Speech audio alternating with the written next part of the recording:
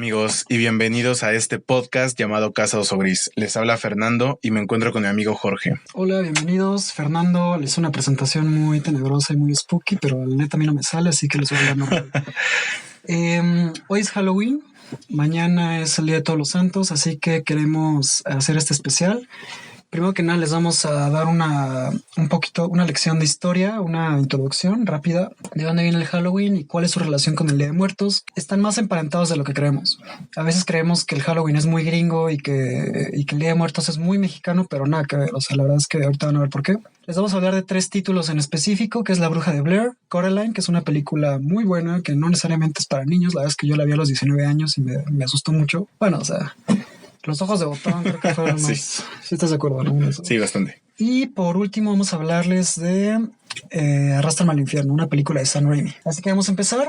Primero que nada vamos a hablarles de la Feralia. La Feralia era una festividad romana donde se le hacía un culto a los muertos, se les honraba, también había ofrendas. Este es el primer antecedente que se tiene sobre celebraciones de todos los santos. Ustedes saben que a partir del Imperio Romano se empezó a gestar lo que iba a ser el catolicismo, que parte de una cosmovisión judeocristiana y que eventualmente iba a derivar en que los 13 de mayo se celebraba un Día de Todos los Santos.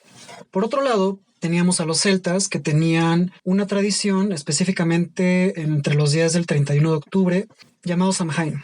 El Samhain era básicamente su año nuevo. En esta época del año los días empezaban a ser cada vez más cortos y por ende eran más fríos, y entonces ellos celebraban lo que era la fiesta de la cosecha. Básicamente se preparaban cosechaban toda la comida que fueron sembrando, iban guardando todos los granos y estaban para un invierno duro que en Europa aproximadamente dura 4 meses. Es con esta fiesta, el Samhain, que por cierto se escucha muy divertido porque en Los Simpson alguna vez lo hemos visto, hacían fogatas grandes, se disfrazaban, bailaban, y también tenía que ver con que como había más oscuridad, el mundo el mundo de los muertos y de los vivos nunca estaba más cerca en el año. Era la época del año donde estaban más cerca los vivos y los muertos, y también había ofrendas. Ya desde aquí vemos que había este tipo de tradiciones que tienen que ver con el dejarle un alimento a tus antepasados o a tus difuntos, sus fieles difuntos. Y eso es como nace esta fiesta. Recordemos que el día de Todos los Santos se celebraba en mayo, pero fue el Papa Gregorio III en el año de 741, o sea, estamos hablando de 1300 años de distancia,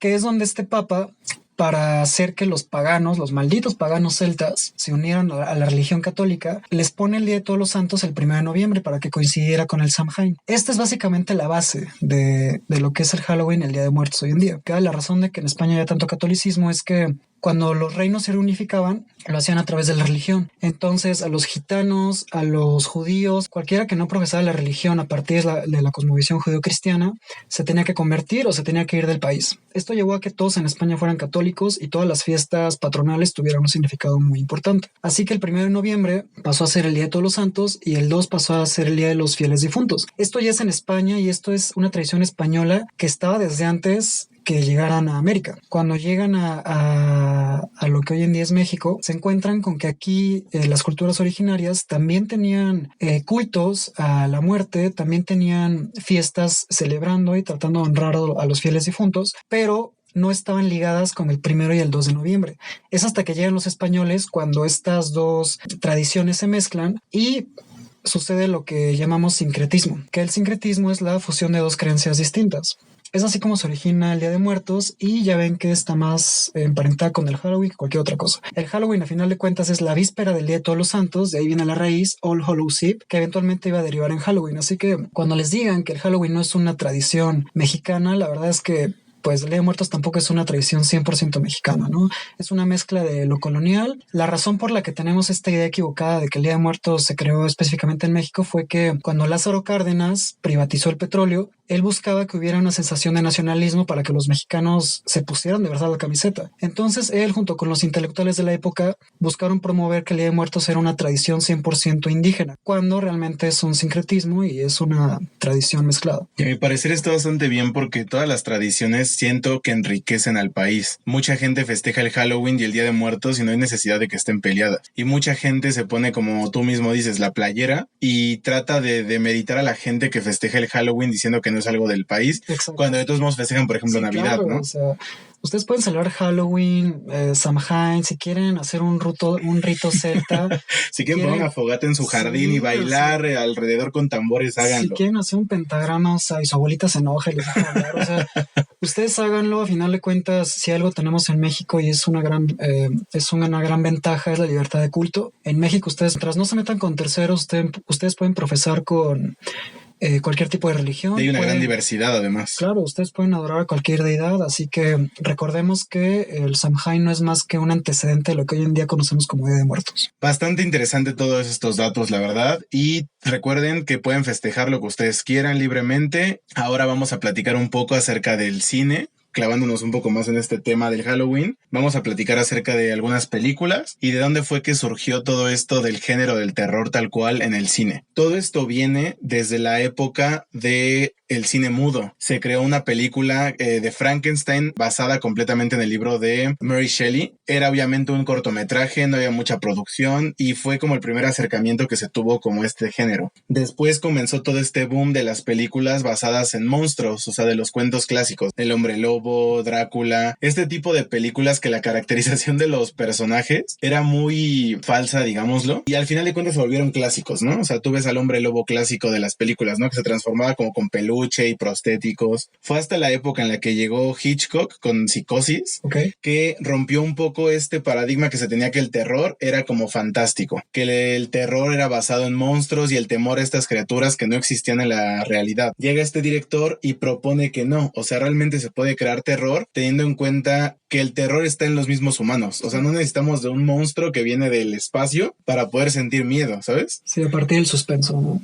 Y a partir de esto comienzan ya todo el desarrollo de los clásicos del cine que la mayoría de nuestra edad reconoce más, ¿no? Que es Jason, Freddy Krueger. De hecho, El Exorcista fue la película que a partir de esta época, ¿no? De Hitchcock, fue de las que más marcó en el cine por todo lo que trajo en esa época. Que en primer lugar era hablar de algo religioso, que era no tan común. Poner una niña a actuar en un papel tan fuerte como lo fue esta Reagan. Y aparte, meter este tema tan explícito que era lo de los exorcismos. Recordemos que en esa época la gente no tenía internet y fue muy impactante. Al menos tú escuchas historias de nuestros papás o tíos que te dicen que en el cine realmente hubo gente que tuvo traumas en esa época, que no podía regresar de su trabajo a su casa solos porque realmente se sentían perseguidos.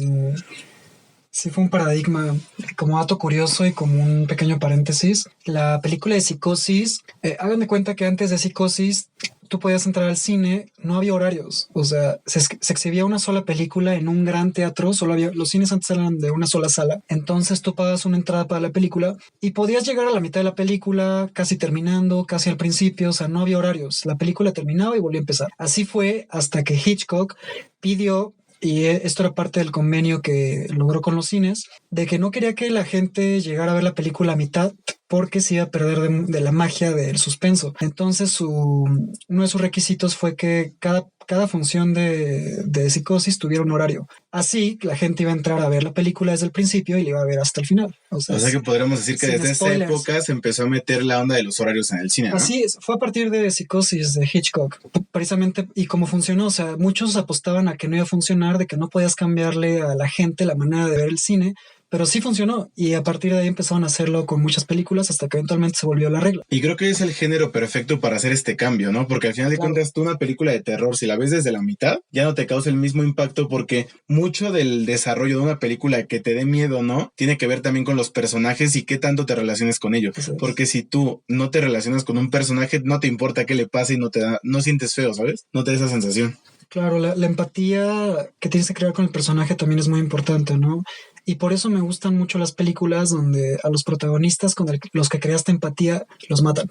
Me encanta, o sea, creo que es una de las partes que más me gusta de Juego de Tronos, no solamente de la serie, también he leído los libros. Por cierto, si les gusta la serie, lean los libros, por favor, porque se empapan de información, se empapan de todo este universo de Juego de Tronos. Bueno, de Canción de Hielo y Fuego específicamente. Y sí, o sea, no te puedes encariñar con ningún personaje porque te lo matan al siguiente capítulo y la verdad es que sientes feo, pero a la vez entiendes que así es la vida, ¿no? Y así es la guerra. Y volviendo a la cronología de cómo fue avanzando todo el género del terror en el cine, quiero tocar el tema de una película que para mucha gente es súper chafísima, para mucha gente sí le dio miedo, que es La Bruja de Blair, que es una película que fue la pionera del falso documental. Tenemos que tener en cuenta que antes la gente no tenía como nosotros internet, que si ahorita hubiera una película con basado en hechos reales, buscas en Google y ya dices, lo desmiento rápido. Sí. Pero en esa época la gente no tenía esa facilidad. Entonces tú veías los cortos en el cine y te decían que era una película que literalmente se grabó, por ejemplo, en el bosque. Obviamente la gente iba a las salas y todo lo que veía realmente pensaba que existía. Se lo creía. Y es que hoy en día, si tú buscas algo en internet y ni siquiera encuentras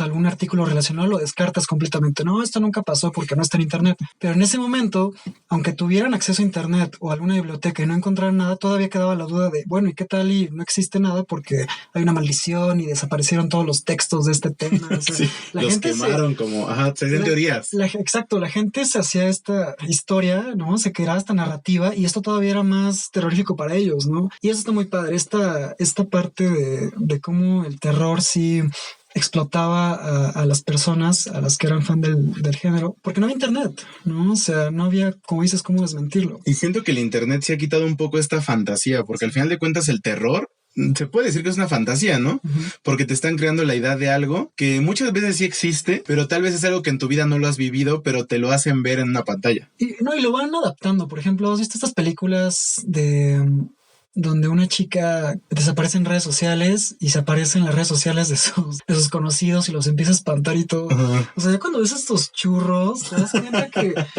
bueno, o sea, ellos buscan adaptarse, lo que te daría miedo, ¿no? Y efectivamente, creo que ahorita lo platicábamos antes de empezar a grabar, cómo va cambiando la idea del terror y la noción que tenemos sobre lo que nos espanta. Como en 1950 nos espantaba un muñeco, una botarga gigante y la gente no podía ni dormir.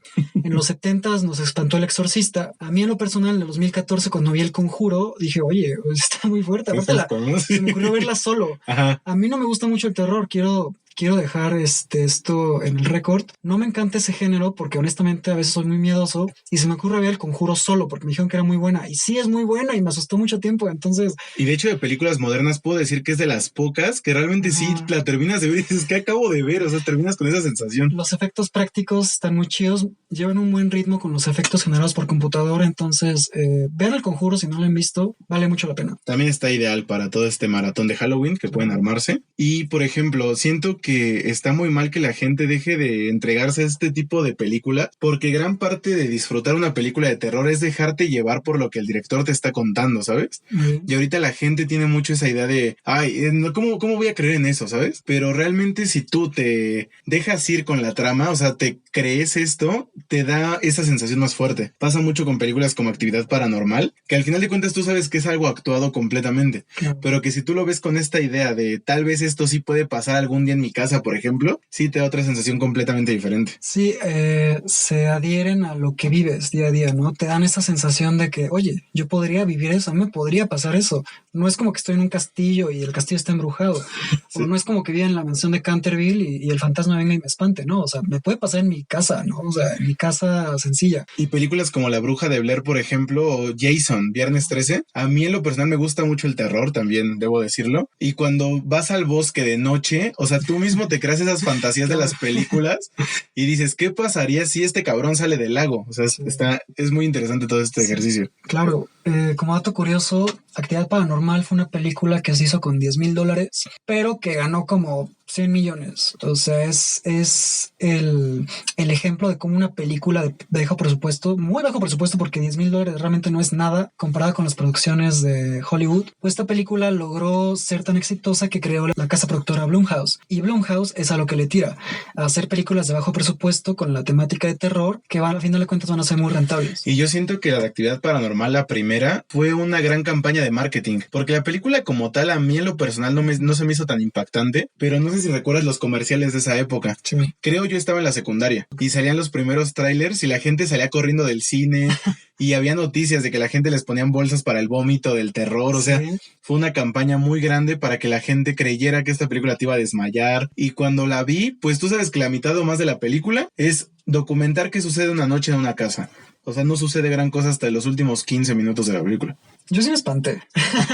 Yo te digo porque yo siempre veo las películas solo porque no me gusta que me estén preguntando lo que está pasando si yo también estoy viéndolo? O sea, Ajá. no sé más que tú, Michelle. O sea, Sí. Michelle es mi hermana y Michelle siempre hace esto. Jorge, ¿qué va a pasar? No sé, güey, la estoy viendo igual que tú. O sea, entonces, siempre trato de ver películas solo porque así lo disfruto más. Pero con el terror me pasa eso, que a veces como estoy como contra mi cobija, así como, no, ya. Sí, poniendo Disney después. Sí.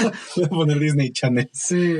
Entonces, sí existe un nicho de gente que es muy fan de este tipo de películas. Como digo, esto también se considera falso documental, ¿no? Sí, es un falso Actividad documental. paranormal. O sea, material encontrado, material que alguien encuentra así como, ay, este güey se murió y tenía una cámara en la mochila, ¿no? Y descubren lo que grabó en la cámara y descubren todo. Y una película que realmente se agarra de esto para hacer la película es la de VHS. No sé si la has podido ver o ustedes la han visto. Okay. Es una película en la cual unos güeyes van a una casa y encuentran una caja de cintas VHS, las reproducen y trae grabaciones de cosas de terror. O sea, encuentros paranormales y varias cosas así. Me recordó, por ejemplo, El Aro, la versión japonesa y también el remake de Estados Unidos. Y también una película que también pertenece a este género del material encontrado sería REC.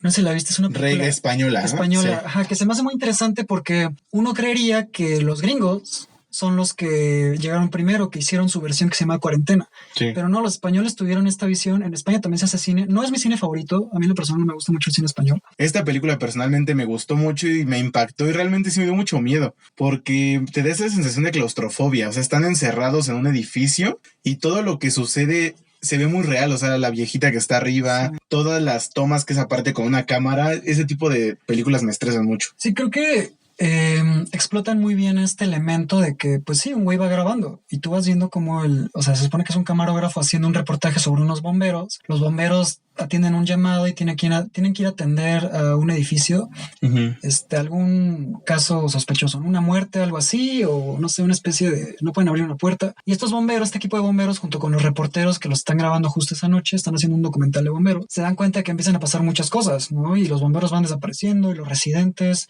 y el clímax de la película también está muy impresionante porque es una habitación completamente oscura y es como, oh, no puede ser, o sea, vean REC, la verdad es que esta película creo que se estrenó en el 2007, más o menos. Más o menos. Unos años después salió la versión gringa que se llama Cuarentena, pero sí. Y ya de REC han salido más, es REC 2, REC 3 y... Pero por lo menos le recomendamos la primera. La primera es la mejor para mí. Es la original, así es. Otra película que les recomendamos en la página de Instagram es la película de Coraline y la puerta secreta. Y es una película en stop motion del estudio Laika, que son los mismos que nos trajeron la película de Kubo y la película de Mr. Link, ¿no? Y Paranorman. Y Paranorman, que también es muy buena y está ideal para estas épocas también. Sí, la verdad es que yo vi Coraline cuando tenía 19 años, o sea, no estaba tan chiquito, y sí me impactaron los ojos de botón de esta especie de, que es una bruja o... Sí. La otra madre es el personaje, ¿no? La otra mamá. Pero, o sea, sí te sacas de onda, ¿no? La película es buena. La película originalmente iba a ser una versión live action con Dakota Fanning como protagonista. Dakota Fanning en ese momento era una bomba, salía en todos lados. A mí es una actriz que se me hace muy guapa, su hermana también, Elle Fanning, y estaba planeado que fue una versión live action con ella, pero eventualmente el estudio cambió de parecer y optaron por hacerla en stop motion.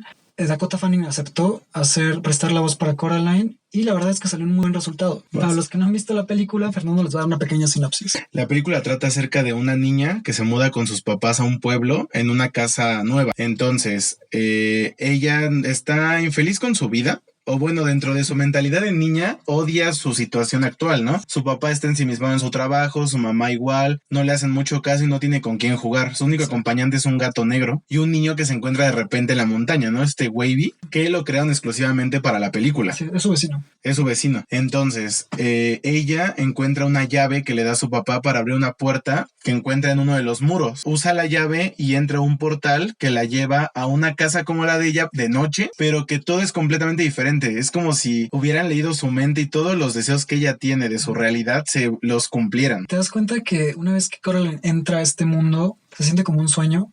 Sí. O sea, tú sabes que no puede ser real y Coraline sabe que no puede ser real. Pero trata de engañarse. Sí, Coraline se deja llevar por ese mundo, o sea, se deja arrastrar por eso, porque es básicamente lo que desea, ¿no? Es una película bastante interesante y está basada en un libro. El libro también, si no lo han leído, está considerado de los libros más terroríficos escritos de la historia. y en varios tops, o sea, no es como que, no es una regla general, pero si ustedes buscan tops de libros de terror de la historia, muchos lo ponen porque al final de cuentas tiene ideas interesantes, Claro. y toda la ambientación la lograron plasmar bien los del estudio en esta película. Sí, la verdad es que lo mencionamos la semana pasada con Donde viven los monstruos. Aquí también le quisieron dar una versión más oscura a la trama, pero creo que se generó un buen resultado, ¿no? Creo que niños y adultos la pueden ver y la pueden disfrutar por igual. Como dato curioso, esta película se estrenó en Norteamérica, en Estados Unidos, México y Canadá, el mismo día, el 6 de febrero del 2009. Se estrenó casi un mes antes que en todos los demás países. Esto casi nunca pasa, la verdad es que es algo muy poco común, sobre todo porque la versión que se entrega a Canadá y Estados Unidos generalmente es la versión original. Para Montreal, que es donde se habla francés, y para México, que es donde hablamos español, se hace un doblaje. Entonces, por eso muchas películas se estrenan después, dependiendo del lenguaje y dependiendo cuándo puedan soltar las películas las distribuidoras. Pero aquí se estrenó el mismo día y se me hace muy interesante. La película, por supuesto, recaudó mucho más de lo que costó. Sí es exitosa y esto le dio oportunidad al estudio Laika para seguir produciendo más películas en el futuro. Y además es una película que si no la han visto vale la pena que le den un vistazo porque fue mucho trabajo detrás. O sea, son de esas películas como El extraño mundo de Jack, en el cual los artistas que hacen, por ejemplo, los muñecos para grabar el stop motion crearon de 100,000 caras, ¿no? Sí. O sea, para todas las expresiones de la niña, de la mamá, de la otra mamá. Entonces son películas que siento que tenemos que ver y seguir como rescatando cada año. Claro. Porque es un trabajo en serio exhaustivo lo que hace esta gente de este estudio, por ejemplo, y muchos estudios, ¿no? Que se dedican a este tipo de género. A mí lo personal me gusta mucho el stop motion porque todo lo que está detrás, te digo, o sea, todos los artistas que se avientan bocetos, los artistas que hacen los muñecos, los fotógrafos que están tomando fotograma por fotograma toda la película para que tenga este orden, digamos. Y otro dato curioso de esta película es que la escena donde están los ratones bailando, tardaron en grabarla 2 meses, o sea, para que se den una idea del trabajo que llevó detrás de esta película. Sí, la verdad es que es un trabajo impresionante. Se hicieron muchísimas marionetas del personaje Coraline, la más grande medía 9 pulgadas, lo cual es bastante interesante. Y bueno, les dejamos la recomendación. No está en ninguna plataforma, pero la pueden comprar o rentar en YouTube. La pueden rentar desde 30 pesos y la verdad es que vale mucho la pena. Y vamos a continuar con una película de un director que seguramente ustedes conocen, tal vez no de nombre, pero sí por sus trabajos. Él es Sam Raimi. Que dirigió las películas, las primeras de Spider-Man con Tobey Maguire. Sí, las 3 primeras películas de Spider-Man. Él ya tenía películas de terror en los 80s y 90s. Después se toma un break, empieza a hacer cine más familiar y eventualmente regresa con una película llamada Arrástrame al infierno del 2009. Vamos a platicar de ella. Es una película súper bien hecha para empezar. La trama va de una mujer que trabaja en un banco en la sección de seguros. Llega un día la viejita a su oficina pidiendo un préstamo, una prórroga, me parece. Entonces ella, por normativas del banco, no se lo puede dar. Ella le ruega, es un drama en el banco y ella le dice que no. Entonces en el estacionamiento a la hora de su salida del banco, esta señora la está esperando. Entonces desde ahí el director empieza a plantear este terror de que ella camina sola en el estacionamiento, cómo pone la cámara para que se vea esta perspectiva de que está sola en el estacionamiento, el foco parpadeando, lo típico, ¿no? Ese tipo de escenas. Y la señora llega y le da una maldición. Le toma uno de sus botones, le echa una maldición, no haberle ayudado con su préstamo y se lo devuelve. Entonces ella a partir de aquí empieza a tener una serie de problemas en su vida a raíz de esta maldición que le hizo esta señora. Así es, como contexto, la trabajadora del banco quiere quedar bien con su jefe, ¿no? La idea de los bancos es que cuando tienes un buen seguro, pero no cumples alguna de las cláusulas necesarias, no te dan el préstamo completo o no te dan el seguro que te habían garantizado, no te dan ese dinero. A todos los trabajadores los instruyen para que básicamente te chinguen, o sea, te jueguen chueco. Y esta trabajadora del banco buscaba quedar bien con su jefe y quería mostrarse inclemente con la próxima clienta. La mala suerte que tuvo es que la señora de la que estamos hablando, la que le echa la maldición, es una gitana. Es una gitana de ascendencia húngara y obviamente los gitanos, si de algo saben, es de este tipo de costumbres. Los gitanos, básicamente, esto es igual un paréntesis, se dice que salieron de la India. Muchos creen que salieron de Egipto, de hecho de ahí viene la palabra gitano, de egiptano. Pero no, los gitanos salieron de la India, eran parte del sistema de castas. Básicamente en la India, si tú naces siendo un campesino, toda tu vida vas a ser un campesino y tus hijos van a ser campesinos. Este es el sistema de castas. Si naces siendo comerciante, tú vas a seguir con el negocio de tu padre. Si un campesino se quiere casar con una hija de un comerciante, es imposible porque el sistema de castas lo prohíbe. Este es un sistema medieval que hasta la fecha sigue siendo vigente. Tengo una tía que el año pasado estuvo en la India un mes y ella fue la que me explicó este sistema. Y en la India, los gitanos, los primeros gitanos que salieron de ahí eran parte del sistema de castas y básicamente eran lo más bajo de lo más bajo. No tenían casa, no tenían propiedades, cantaban y bailaban, se ponían unas pedotas. Esto, así es como era la tradición de los gitanos. Y eventualmente fueron emigrando a Europa. Hay gitanos en Inglaterra, en Alemania, en España, en Francia, en Hungría. En todos los países europeos están presentes y la verdad es que no los quieren en ningún lado. Aparte de que son nómadas, también tienen costumbres muy poco aceptadas dentro de esos países del primer mundo. Y esto, bueno, ha llevado a que también se hayan movido muchos a Estados Unidos, incluso hay muchos en México también, pero no es precisamente el tipo de gente más deseable. Es en este contexto como esta mujer húngara, gitana, maldice a esta empleada y básicamente invoca un demonio para que la misma chica cometa suicidio, entregándole su alma al diablo, ¿no? La atormenta durante 3 días hasta que finalmente, sí son 3 días, ¿no? Sí. Hasta que finalmente la chica decide o no quitarse la vida.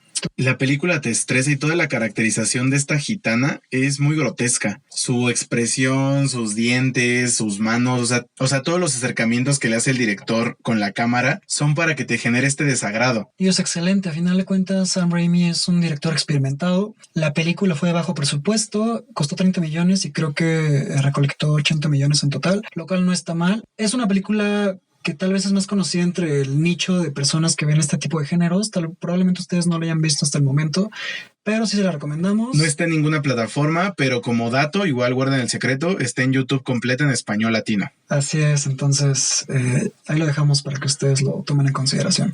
Y bueno, amigos, recuerden seguir nuestra página en Instagram. Estamos como casa-sobris. Hemos subido esta película de Arrástrame al infierno, La bruja de Blair, Coraline y muchas más películas. Así es.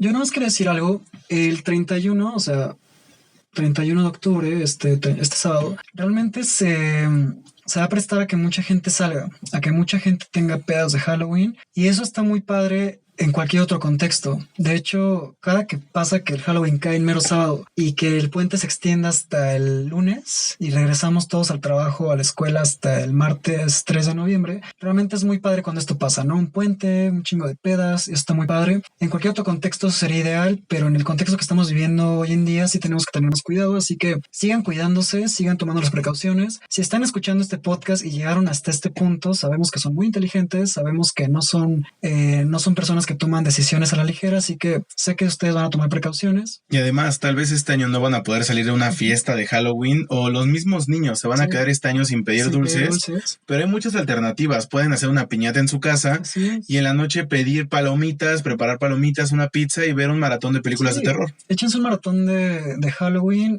traten de buscar una alternativa, no necesariamente quedarse en su casa a llorar por la nostalgia del Halloween. O sea, también ustedes pueden buscar divertirse y entretenerse sin necesidad de hacer unas pedotas así masivas. Recuerden que tenemos que seguir tomando las precauciones y bueno, sería todo. Les agradecemos por haber escuchado este podcast y recuerden darle a cada película al menos una oportunidad. Nos vemos la semana que viene.